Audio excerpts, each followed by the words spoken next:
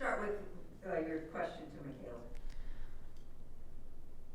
We know that oftentimes it can take quite a while to recognize that what we're experiencing or what we have experienced is domestic violence, and that can be the first step in the healing process. What was that like for you, coming to realize that you experienced domestic violence and identifying as a survivor?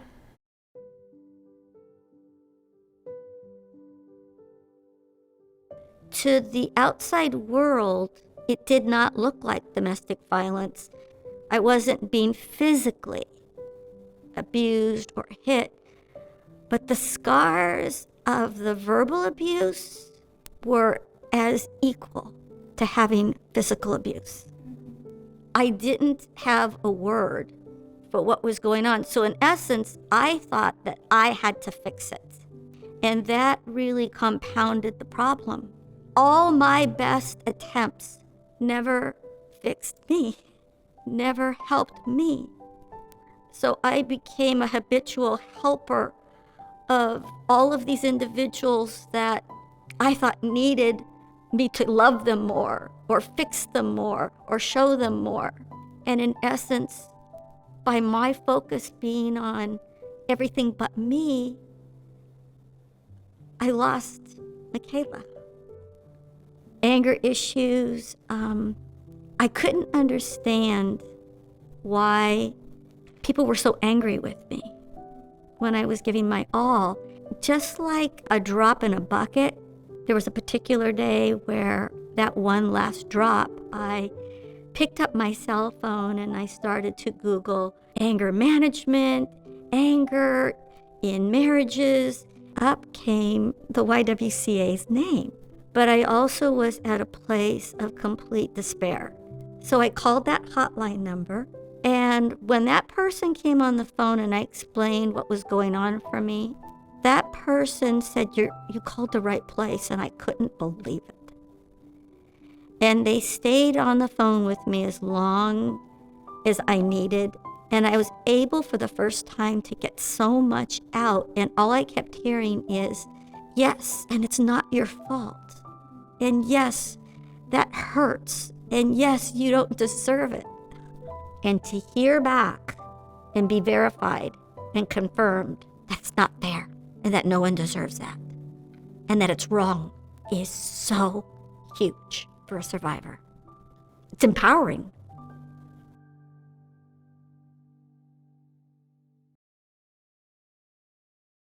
I've been in a lot of programs trying to figure out what the heck is going on. Everything from 12-step recovery programs for decades, which all has its place, please don't get me wrong, to therapists, family therapists, couples counseling, sex therapists, you name it. And no one understood what was going on. I didn't have a name for it. I honestly thought when I heard that word that I was a survivor of domestic violence, I wanted the name to be something else. Today, because of the time I have spent with the YWCA, the comprehensive, caring, listening, guidance, suggestions in all the multiple programs that were offered to me, I have to say that that word isn't so scary anymore. And I really believe that you can't heal unless you have a word. What was happening to me was absolutely unacceptable. And the world and certain therapists and certain recovery programs never fully acknowledged that I don't deserve to be treated like this. That's worth gold. This program at the YWCA doesn't tell you you have to do this and you have to do that. I was offered so many different opportunities. I joined the support group. That was huge for me because I felt like I wasn't alone. Isolation, feeling like nobody understands that I'm the only person in the community that's dealing with this. And when you hear other women tell your story in their own way, it sounds kind of odd, but there's some kind of healing that happens that I'm not alone. The YWCA gave me a team of individuals that I had in regards to protection, about me finding a safe place to grow as Makayla, to be able to show who I am to society without fear of being negated. That was so beneficial for my healing, and still is.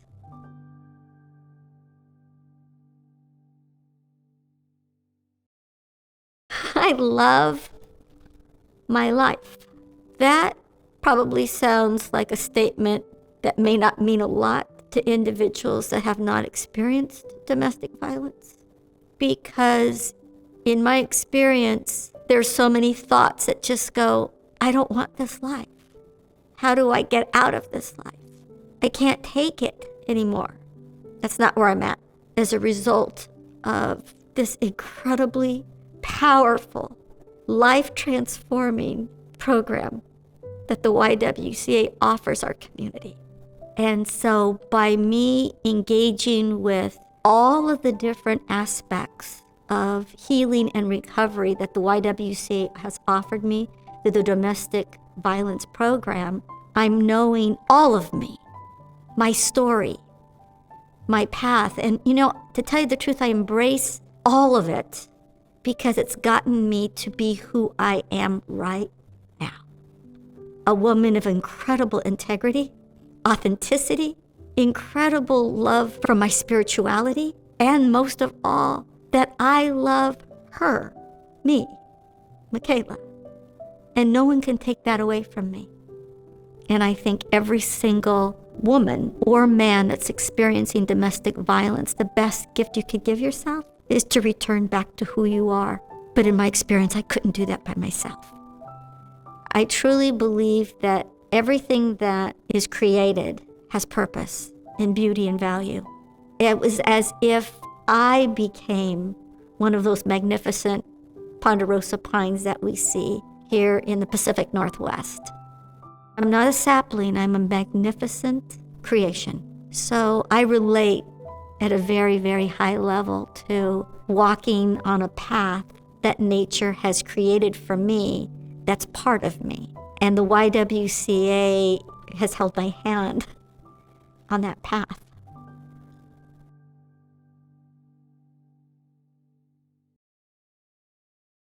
The many forms of domestic violence can be very insidious. They're hidden because it's been very, very acceptable behavior in our society at large.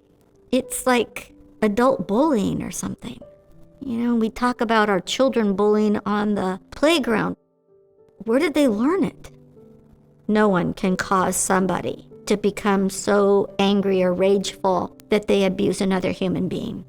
Domestic violence isn't selective in regards to your economic status or your education or your religious background. I think people think that, it's only maybe the uneducated or people that aren't as well-versed in society as people with degrees. No, that's not true. If anything, it becomes even more manipulative because perpetrators don't want to show that face to the community.